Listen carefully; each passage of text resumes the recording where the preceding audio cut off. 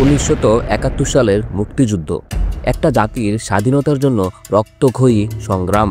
Bharat, Soviet union, যুক্তরাষ্ট্র সবাই তখন কোনো না কোনোভাবে এই যুদ্ধের দিকে নজর রাখছিল। কিন্তু একটি দেশ, চীন, শুরু থেকেই বাংলাদেশের স্বাধীনতার বিরোধিতা করে আসছিল। কেন? কিন্তু নিজেই একসময় সাম্রাজ্যবাদ বিরোধী লড়াই করেছে, তাহলে তারা কেন পাকিস্তানের পক্ষ নিল? আজকের ভিডিওতে আমরা তার কারণ খুঁজে বের করব।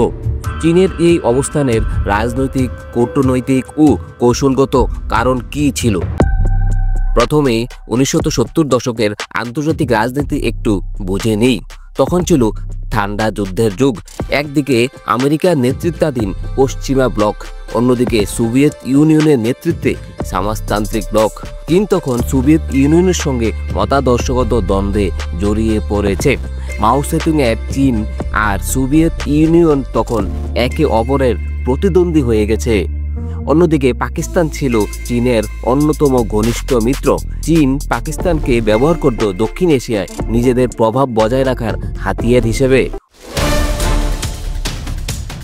1962 সালে ভারতের সঙ্গে যুদ্ধের পর চীন বুঝতে পারে ভারত তার সবচেয়ে বড় আঞ্চলিক প্রতিদ্বন্দ্বী। আর সেই সময় থেকেই পাকিস্তান ও চীন একে অপরের ঘনিষ্ঠ হয়ে ওঠে। চীন পাকিস্তানকে অস্ত্র দেয়, সামরিক প্রশিক্ষণ দেয়, এমনকি 1963 সালে কাশ্মীরের একটি অংশ পাকিস্তান চীনের হাতে তুলে দেয় বন্ধুত্বের প্রতীক হিসেবে। এই সম্পর্ক এতটাই গভীর ছিল যে চীন ভারত বিরোধী যে কোনো উদ্যোগেই পাকিস্তানকে পাশে পেত। তাই যখন 1971 সালে পূর্ব পাকিস্তানে মুক্তিযুদ্ধ শুরু হলো, চীনের চোখে সেটা ছিল শুধুই ভারতীয় ষড়যন্ত্র। চীন মনে করত ভারত দক্ষিণ এশিয়ায় নিজেদের প্রভাব বাড়াতে চায়। চীন বিশ্বাস করত ভারত বাংলাদেশের স্বাধীনতার আন্দোলনকে ব্যবহার করছে পাকিস্তানকে দুর্বল করার জন্য। আর পাকিস্তান দুর্বল মানে চীনের একটি গুরুত্বপূর্ণ মিত্র হারানো। তখন ভারতের সঙ্গে চীনের সম্পর্কই ছিল ভয়াবহ ঠান্ডা। 1962 সালের যুদ্ধের ক্ষত তখনও তরতাজা। তাই ভারতের যে কোনো পদক্ষেপকেই চীন সন্দেহের চোখে দেখত।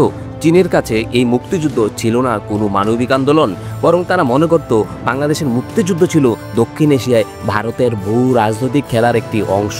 তাই তারা সরাসরি পাকিস্তানকেই সমর্থন দিয়েছিল। যুদ্ধ চলাকালীন সময়ে যখন ভারত বাংলাদেশের পক্ষ হয়ে আন্তর্জাতিক সমর্থন চাইছিল, তখন চীন জাতিসংঘে বারবার পাকিস্তানের পক্ষ নিয়েছিল। এমনকি 1971 সালের ডিসেম্বর মাসে যখন জাতিসংঘে যুদ্ধবিরতির প্রস্তাব তোলা হয়, চীন চেয়েছিল পাকিস্তানের সামরিক শাসনের স্থিতি বজায় থাকুক। আর যুদ্ধ শেষে 1972 সালে যখন বাংলাদেশ জাতিসংঘে সদস্যপদ পেতে চায়, তখন একমাত্র চীনই তাতে ভেটো দেয়, যার ফলে বাংলাদেশকে আরও 3 বছর অপেক্ষা করতে হয়। যার কারণে বাংলাদেশকে জাতিসংঘে প্রবেশ করতে হয়েছিল 1974 সালে পাকিস্তানের স্বীকৃতির পর।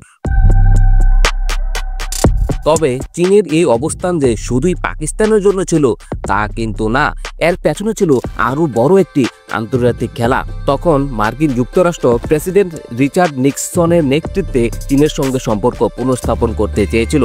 আর সেই যোগাযোগের গোপন দরজা ছিল পাকিস্তান। পাকিস্তানের প্রেসিডেন্ট ইয়াহিয়া খান নিক্সন ও মাও সেতুংয়ের মধ্যে গোপন বার্তা আদান প্রদানের মাধ্যম ছিলেন।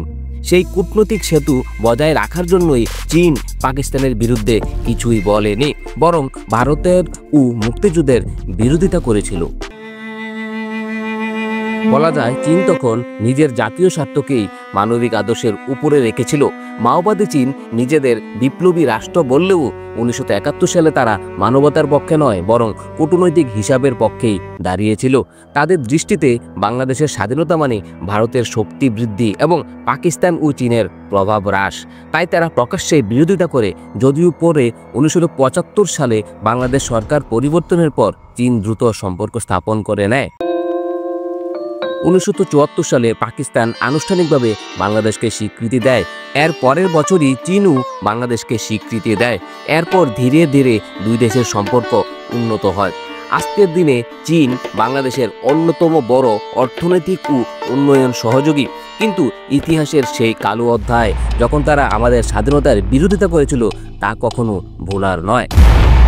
চীন বাংলাদেশের স্বাধীনতার বিরোধিতা করেছিল রাজনৈতিক হিসাব, কূটনৈতিক স্বার্থ আর আঞ্চলিক প্রতিদ্বন্দ্বিতার কারণে। তারা মানবিকতার যে কৌশলগত বাস্তবতাকেই বেশি গুরুত্ব দিয়েছিল। তবু সময়ের সঙ্গে ইতিহাস বদলায়। আজ চীন আর বাংলাদেশ একে অপরের উন্নয়ন অংশীদার, কিন্তু ইতিহাস আমাদের শেখায় কোনো দেশের বন্ধুত্ব বা বিরোধিতা স্থায়ী নয়, স্থায়ী হলো কেবল স্বার্থ। এই ধরনের আরও ঐতিহাসিক ও আন্তর্জাতিক বিশ্লেষণধর্মী ভিডিও পেতে চ্যানেলটি সাবস্ক্রাইব করুন। ফেসবুক পেজ থেকে দেখে থাকলে ফলো করুন। আর ভিডিওটি ভালো লাগলে কমেন্টস করে জানাতে ভুলবেন না এবং শেয়ার করে অন্যদেরকেও দেখার সুযোগ করে দেবেন। ধন্যবাদ।